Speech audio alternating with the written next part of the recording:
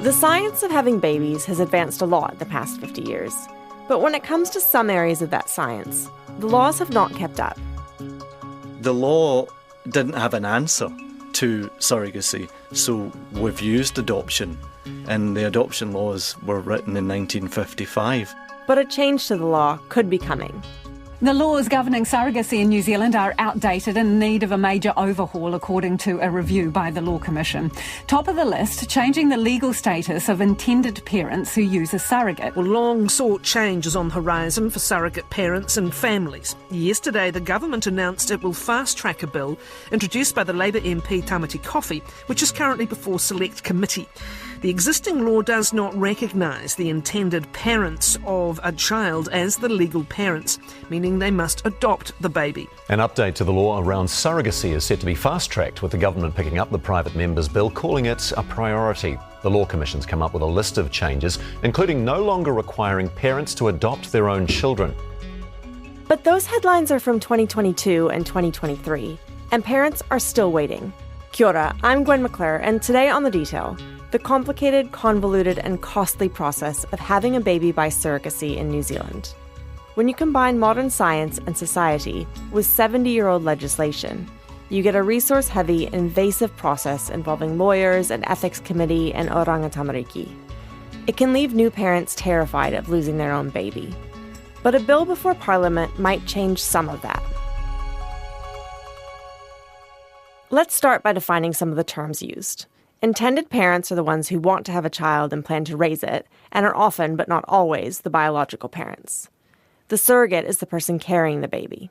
After the baby is born, the intended parents have to adopt it from the surrogate, even when it's biologically their own child. At the moment, surrogacy is governed by the adoption laws, which were set up obviously when surrogacy was like something out of a science fiction movie. So despite the fact that the child carries none of my genetics or DNA and it's not my child at all, it was their egg, his sperm, I am the legal mother of that child because I'm the person giving birth to it. Any medical decisions during the pregnancy are mine. Once the child is born, the child is still legally mine. So, that part of the system is a problem. This is Kelly Addison, who's been a surrogate twice. We'll come back to her, but first, Stuart Daly is a lawyer who specialises in surrogacy law, and he has personal experience. I've got 3 children through surrogacy that was done in New Zealand with my same-sex male partner. I've got 3 girls aged 12, 10 and 4. Okay, so let's start with the process of surrogacy in New Zealand, which you obviously know well because you've been through it 3 times personally, and you also work with clients who are going through it. Yeah.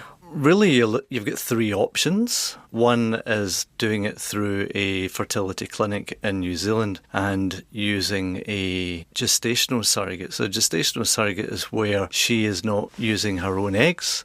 She's effectively carrying that pregnancy for you.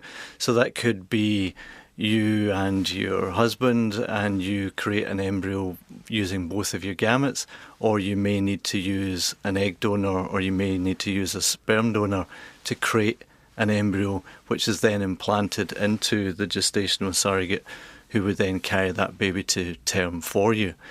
To go through that process, you have to do it through a clinic because it's a bit difficult to create an embryo in the back of your garage, as I understand it, as a non-medic.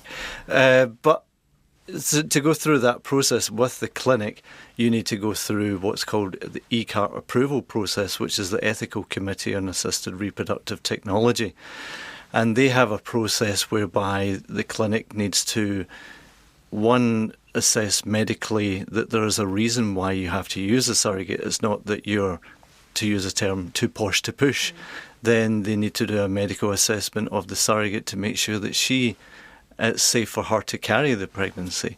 Then there is counselling for you as the intended parents, counselling of the surrogate and her partner as the surrogate parents. Then there's independent legal advice for everybody. And then all of that is pulled together and it's then sent to ECART, who will then determine whether to approve the process or not. If they give it the thumbs up, then the clinic can actually start the transfer, and then the surrogate can get pregnant. And then if the surrogate's pregnant and carries the baby to term, then the law says you're not the parents of the child and then you have to adopt. Okay, we'll get to that in a second. So that was one way. What are the other two ways? So the other two ways is a traditional surrogate. Again, domestically in New Zealand, a traditional surrogate could be that she will use her own eggs, and then one of the intended parents would provide sperm for that, which would be artificially inseminated into her. And it needs to be artificially inseminated because if it's not, then you're not considered a sperm donor, you're then considered the legal father of the child with that surrogate. So right, okay. You don't need ECART approval for that process because you could do it at home. You could do an artificial insemination process at home. But if you'd done it through a clinic setting, then the clinic would effectively steer you down the ECART process, although ECART doesn't have the power to approve or disapprove the application. They can just sort of make a recommendation. So under our current laws, it's the only thing that require ECART approval is a gestational surrogacy. Okay, so we've got gestational, traditional. And traditional. And what's the third? Third is to go overseas and do international surrogacy, which is typically gestational surrogacy and a donated egg, or you're using your own embryo that you've taken. Regardless of which of these routes parents take, they'll need to adopt the baby. It's worth mentioning here that the cost of all this could be anywhere between $6,000 and $10,000 to do this in New Zealand, and well upwards of $100,000 to do it overseas. And funding for fertility help isn't available for everyone. A leading fertility clinic says current regulation preventing same-sex male couples from accessing public funding to become parents is outdated and discriminatory. ReproMed says surrogacy laws also need to be urgently updated to make the legal process easier after a baby is born. For a lot of people, a lot of clients that I see, especially when it is their own embryo, that this child has been created and they are the full genetic parents of this child, it sticks in their throat that they have to adopt what is in effect their own child because the law says you're not the parents of the child. There are reasons behind that in terms of the way that laws were designed and previously was to say, well, we want to encourage people to donate eggs. We want to encourage people to donate sperm, and we don't want those people to have any legal rights or responsibilities in respect of those children that they help create. And this will encourage people to be donors, yeah? But in doing so, everybody's a donor. So in this situation where you've got a surrogacy and you've got the husband and wife creating an embryo from their own gametes, they are seen as donors. They're not seen as intended parents in any way under the law. So the unintended consequence is that those people are not considered to be the parents of the children. They're considered to be sperm donor, egg donor, etc. Yeah. And I understand that this extends a little bit, right? So if I was a surrogate, a gestational surrogate, so say I have a couple who has an embryo and I am carrying that embryo, when that baby is born, not only am I the legal mother on the birth certificate, but my partner, who is in no way involved in this really, is then the legal father. Is that right? Yeah. Or if you've got a same-sex partner, then she's the legal mother of the legal child. mother, okay. Yeah. So it's crazy. But it's in some respects you say, well, it's also right that we don't want to interfere with a woman's rights when it comes to she is pregnant, and therefore we don't want to interfere with that because then we're in abortion territory and all of that stuff that comes with interfering with women's reproductive rights, etc. So she is the legal mother of that child when the baby's born. Can you tell me right now what that adoption process looks like? So the adoption process right now is the surrogate cannot consent to the adoption until 12 days after the baby is born. The intended parents have to wait until the birth certificate's issued. They have to wait till that consent has been signed and then file their application with the court for the adoption. So when the baby is born to the surrogate, who takes the baby home? If you've done an ECART process and it's a gestational surrogacy, Oramah Tamariki will give you a placement certificate, which will enable you as the intended parents to take the baby out of the hospital. Absent that placement certificate, the only person that can leave the hospital with that baby is the surrogate. So if the surrogate required to stay in the hospital for whatever reason, say she'd had a caesarean section, the baby's perfectly fine, but she needs to stay in the hospital. That baby's staying in the hospital with the gestational surrogate. You're not the surrogate's partner, so you're not allowed to stay in the hospital with the surrogate. It's a really awful process, and I blame Irama Tamariki for that, because Irama Tamariki has the power to grant placement certificates when it's a traditional surrogacy situation, but they never do it. Oh, wow. They So just don't this do it. happens a Yeah, lot. it happens all the time. So what is the best day of your life? You're in the hospital room, the baby's been born, everybody's happy. Time comes that the baby could leave the hospital. The baby can't leave the hospital. That's just one of the steps where Oranga Tamariki is involved. After filing an application to adopt, the court will ask Oranga Tamariki for a report on whether the parents are fit and proper to adopt. And again, it sticks in people's throat and saying, sorry, what now? This is my full genetic child, and now the state is assessing me to see whether I'm a fit and proper person to have a child. It's a kind of strange Orwellian society where people are being pre-assessed to have children. You know, nobody else has to go through a process where you're vetted by the state before you have children. But in this situation, you do. And it, annoys people. I mean, in my own personal situation, as I say, I've adopted 3 of our children through that process. And each time I thought, we'll get an easier ride. We didn't. We got the same vetting that we got on number 1 that we got on number 3. Do you think Oranga Tamariki needs to be involved in this process?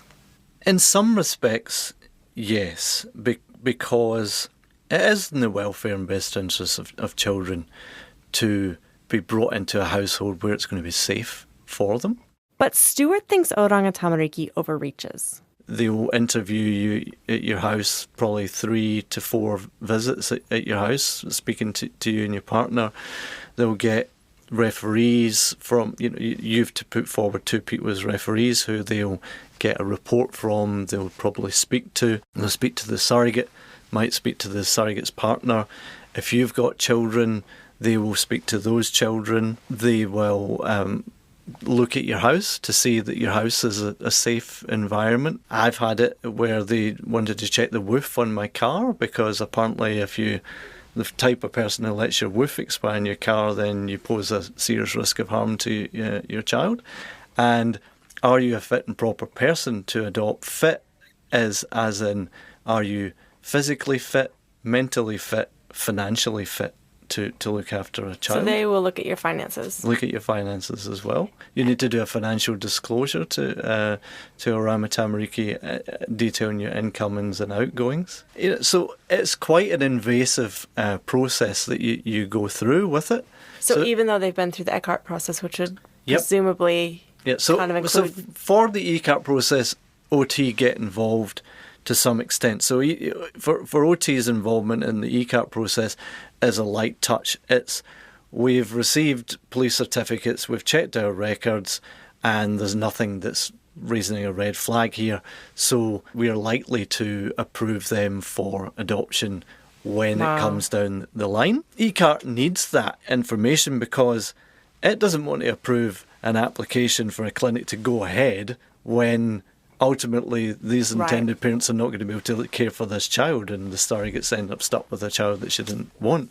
But really what the court is interested in is, are you a fit and proper person to adopt your child, and is this adoption in the welfare and interests of the child? So obviously the adoption is in the welfare and best interests of the child because nobody else wants to look after this child other than you. You've used the word annoyed. It feels maybe a bit worse than annoyed. I mean, if you are waiting, you've just had this baby, and there's this period of up to months, right? I mean, we're talking how long? Could be 6 months. 6 months, so the first 6 months of your child's life, that you don't know if there's some hiccup, some legal glitch, some decision being made somewhere, where someone's going to take your baby from you. Yeah. What was that like? Yeah, I mean, this is the thing with surrogacy in New Zealand, is it's a high trust model, because the surrogate's worst nightmare is you as the intended parents are not going to collect this child when she gives birth. And because the law says you're not the legal parents as the intended parents, even though it is your full genetic child, she can't enforce that child on you. And on the flip, the intended parent's worst nightmare is the surrogate refuses to hand over the baby at the end of once the baby's born. That has happened once in New Zealand, where it was a traditional surrogacy and the surrogate changed her mind, and the people ended up having to go to court, and the court said, well, you're genetically connected to it as the surrogate. The intended parents, one of them is genetically connected to the child. You both seem like reasonable people. You both want to care for this child. Here's 50-50 parenting. And then they have to deal with that. So that's the worry. I use the word annoying, but it's far more than that. It's annoying, the process, but there is a real deep-seated worry that's there. And, for some people, that worry is resolved by going through the ECART process and everybody having the counselling and everybody being on the same page. So people are a bit calmer and they're just waiting on that process filtering through. But for some people, they're not calm at all. It's not until that adoption order is in their hand and they've got their new birth certificate with their names on it that it's like, okay, I can finally chill and move on with my life. Yeah. Kelly Addison has been a gestational surrogate for 2 children. It was an altruistic decision she made. She says she didn't want her own children and calls it a balancing of the scales. I asked her what it was like going through the process of carrying and giving birth to someone else's baby. It's a really long process because both couples that I did it for were strangers. First of all, you have to know each other for 6 months. And we had to prove that. We had to submit messages, screenshots of our Facebook message conversations and details of our meetings to ECART, the Ethics Committee for Assisted Reproductive Technology. And kind of while you're getting to know each other, you can do other things as well. So I had to go and have a lot of medical tests. I had to have 2 counselling sessions by myself. The couples I was doing it for had to have 2 counselling sessions as well. Then you're all brought together for a 3rd counselling session. There has to be a set amount of time in between those counselling sessions. What is the focus of those counselling sessions? What are you talking about there? You go into huge detail on so many things. You're asked, I was asked, what happened if both the parents were killed in a car accident while I was pregnant with your baby? What's the plan? What are we going to do with the child? What if they divorce while I'm pregnant? What's the plan? How do I feel about that? Would I still be happy to carry a baby?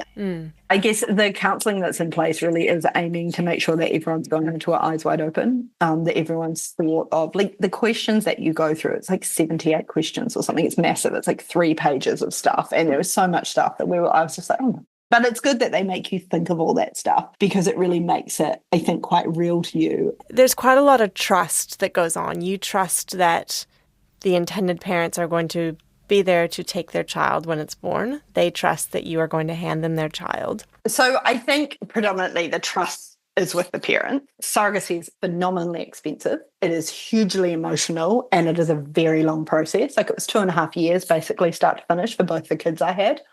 Not once did I ever think that 2 people that had put this much money, this much time and this much emotional effort into having this baby were not going to take it.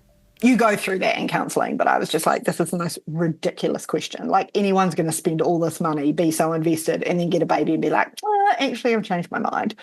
I genuinely never believed that I would want the child, but I made myself think, alone here in my bed at 3 a.m. with just me, is there any part of me that wants it? And there never was. I was always like, I'm really protective of her. I want her to come out super healthy. I want this to go well.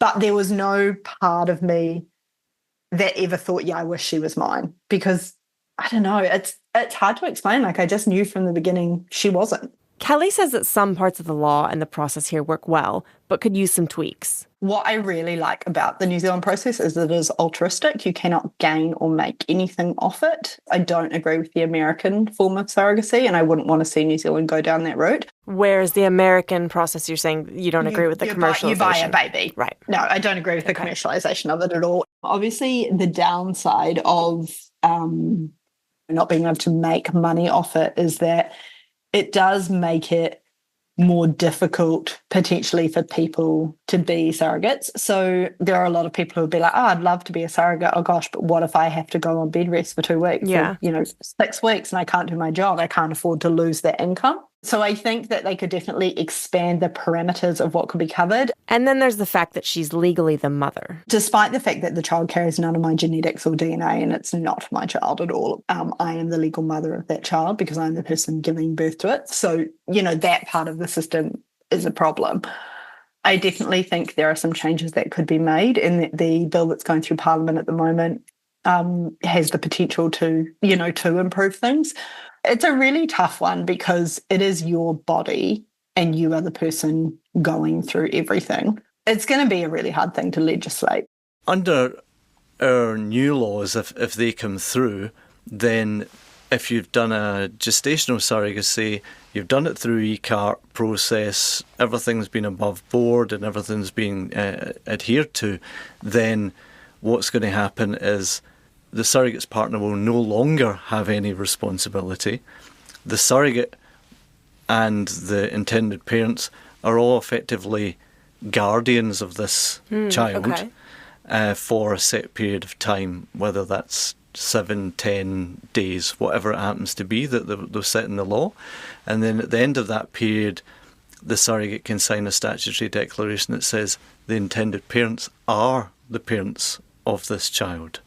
And then the intended parents go off and register the birth like anybody else would. End of. So if that happens, then if you've done a gestational surrogacy, you've gone through the clinic, then it's going to be a far smoother ride. The surrogate still has the option to not name you as the parents of the child and refuse to sign that statutory declaration. And then in that case, the intended parents would need to file court proceedings to instigate a process. Under the new law? Under the new laws, yeah. What would it change? Well, there's two answers to that. There's the Stuart cynical answer and there's the other answer. So the other answer is, well, it will make improvements for people, especially for ones that do gestational surrogacy through e-cart. So that is helpful, and then you will be named as the parents, as assuming the surrogate is happy to do it. That's a great experience, rather than you having to go through an adoption and be assessed by a Ramatamariki, etc. So that's good. But then for everybody else, we're removing the need to do an adoption and we're replacing it with you're applying to the court for a parentage order. The cynical Stuart says it's an adoption order by any other name, because it is. You're just not calling it an adoption. You still have to go to court, you still have to file paperwork, you're still not considered the legal parents of the child for the duration. So it's, as I say, it's an adoption by any other name. The most recent movement on the bill was in mid-October, when the Health Committee heard submissions from 5 people. Stuart doesn't expect anything more to happen until next year.